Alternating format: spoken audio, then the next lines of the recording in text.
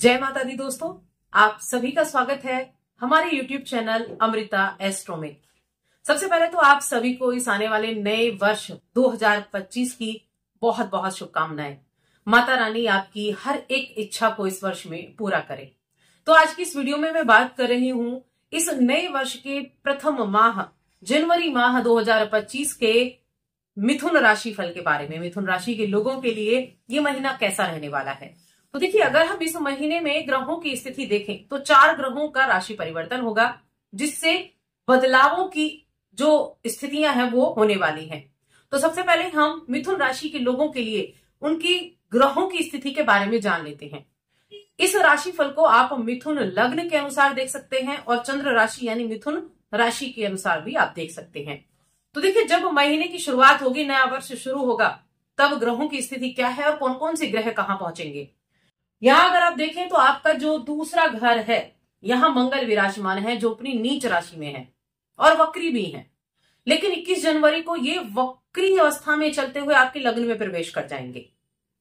दूसरा, यहां आपके चौथे घर में केतु विराजमान है और आपका जो सप्तम भाव है वहां सूर्य और बुध की युति है। सूर्य और बुध, आपकी राशि के स्वामी बुध सूर्य के साथ बुधादित्य राजयोग बना रहे हैं। सूर्य का राशि परिवर्तन ये 14 जनवरी को होगा, जो कि मकर राशि में प्रवेश करेंगे आपके 8वें घर में। बुध 24 जनवरी को वहां आपके अष्टम भाव में पहुंच जाएंगे, जहां अष्टम भाव में इन दोनों ग्रहों की युति हो जाएगी। अब आपका जो नवम भाव है, वहां नवम भाव के स्वामी बनते हैं शनिदेव, जो वहीं पर अपनी मूल त्रिकोण राशि में बैठे हुए हैं। साथ में शुक्रदेव भी यहां विराजमान है, जो कि आपके 12वें घर के स्वामी और आपके पंचम भाव के स्वामी बनते हैं। अब आपका जो 10वां घर है, वहां राहु बैठे हुए हैं। तो 12वें घर में गुरु बृहस्पति हैं, जो वक्री अवस्था में भी हैं और चंद्रमा के नक्षत्र में भी हैं। तो आपका दूसरा भाव भी काफी एक्टिव है।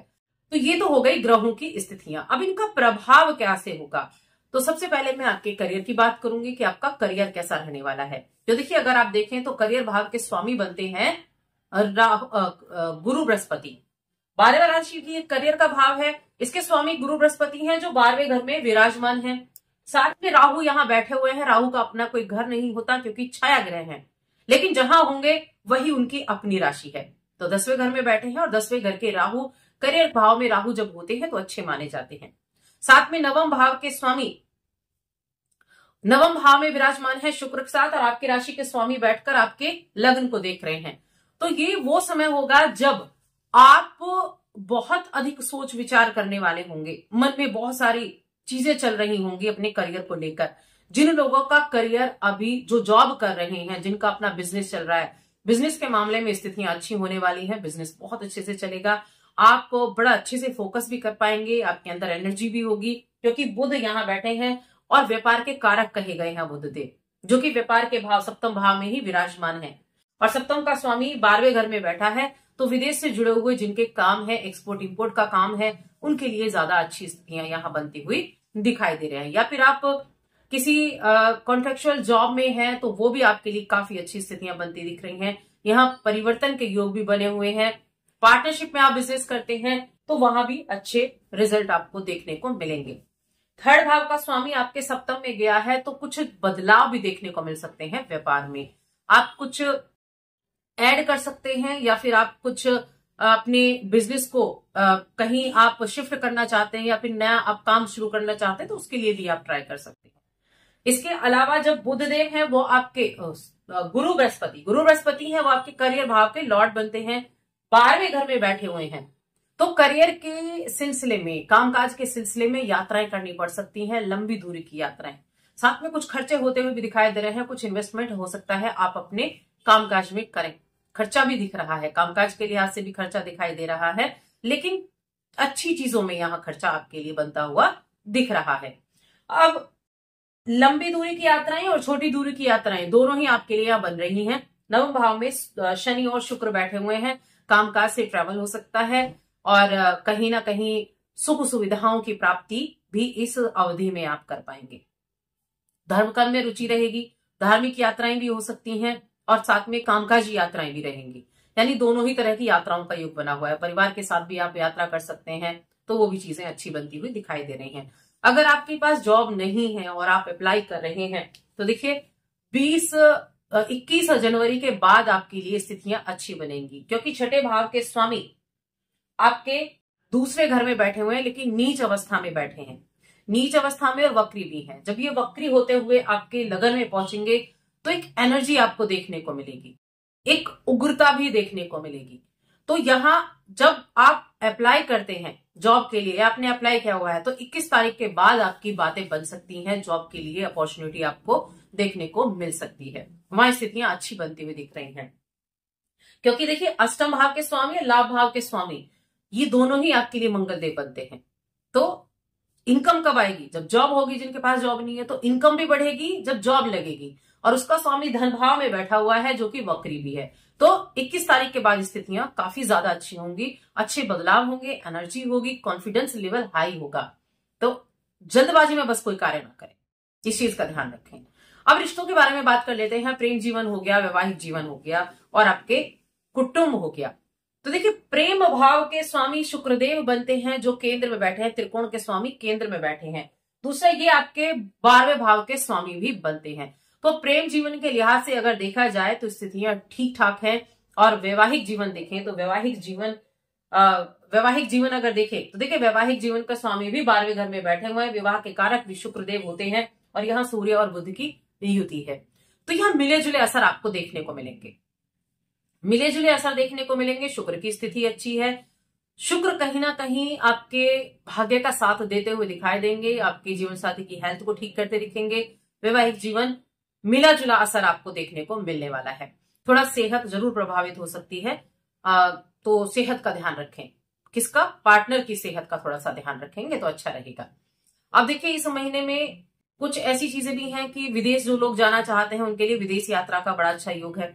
एजुकेशन प्राप्त करना चाहते हैं आप विदेश में जाकर तो उसके लिए अच्छा है। रिसर्च वगैरह आप करना चाहते हैं उसके लिए अच्छा है।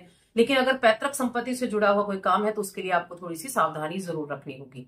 पैतृक संपत्ति से जुड़े हुई चीजें आपको थोड़ा परेशान कर सकती हैं, क्योंकि यहाँ 10वें घर का स्वामी नवम में गया है और साथ में शुक्र भी बैठे हुए हैं, तो थोड़ी बहुत प्रॉब्लम हो सकती है। उसके बाद सूर्य आपके अष्टम में आ जाएंगे और यहाँ बुध भी आपके अष्टम में आ जाएंगे।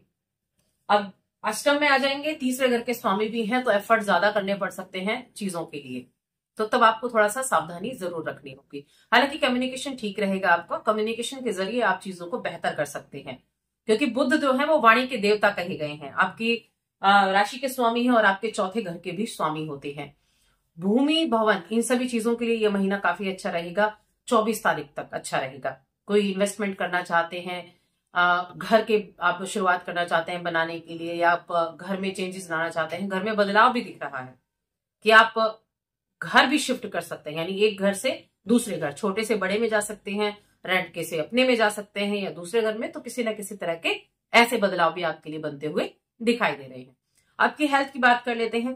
तो देखिए आपकी हेल्थ अगर देखी जाए तो हेल्थ अच्छी रहेगी, क्योंकि बुधदेव आपके लग्न को देख रहे हैं, तो हेल्थ आपकी अच्छी दिख रही है। साथ में इसके स्वामी छठे घर के स्वामी द्वितीय भाव में वक्र होकर बैठे हैं। थोड़ा बहुत प्रॉब्लम हो सकती है, पेट संबंधी थोड़ा बहुत प्रॉब्लम आपको देखने को मिल सकती है, या फिर बीपी वगैरह की समस्या हो सकती है। लेकिन ओवरऑल हम कहेंगे तो ठीक ही स्थितियां बनी रहेंगी, छोटी मोटी चीजों को छोड़ दिया जाए तो। अब हम शिक्षा की बात करते हैं। तो शिक्षा के भाव के स्वामी, पंचम भाव के स्वामी केंद्र में बैठे, यहाँ त्रिकोण में बैठे हैं। एक त्रिकोण का स्वामी दूसरे त्रिकोण में बैठा हुआ है। शिक्षा के लिए अच्छा है, हायर एजुकेशन के लिए बहुत अच्छा है। बाहर जाकर पढ़ाई करना चाहते हैं तो अच्छा है। आप डिजाइनिंग के फील्ड से जुड़े हुए हैं, वेब डिजाइनिंग है, फैशन डिजाइनिंग है, आर्किटेक्ट है, मीडिया का फील्ड है, तो उनके लिए काफी अच्छी अपॉर्चुनिटी उनको देखने को मिलने वाली है।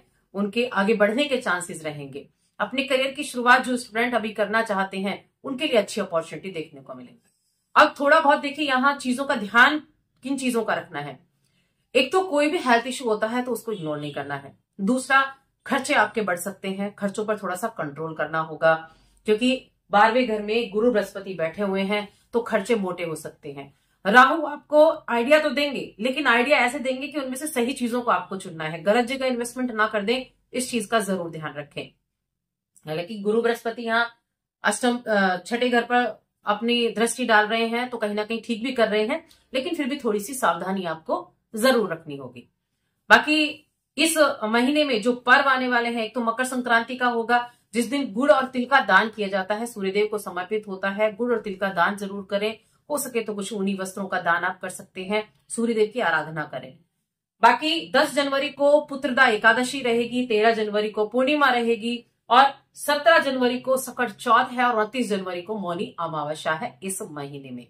तो कुछ ऐसी इस महीने की स्थिति रहेगी। उपाय के तौर पर मैंने आपको बताया कि उपाय के तौर पर आपको एक तो मकर संक्रांति के दिन आपको उपाय करने हैं। दूसरा आपको जो उपाय करना है वो बुधदेव का है। भगवान गणेश की आराधना करें। भगवान गणेश की आराधना करना आपके लिए उत्तम रहेगा। और आज की इस वीडियो में बस इतना ही। वीडियो कैसी लगी कमेंट करके बताएं। चैनल पर पहली बार आए तो सब्सक्राइब करके जाएं। जय माता दी।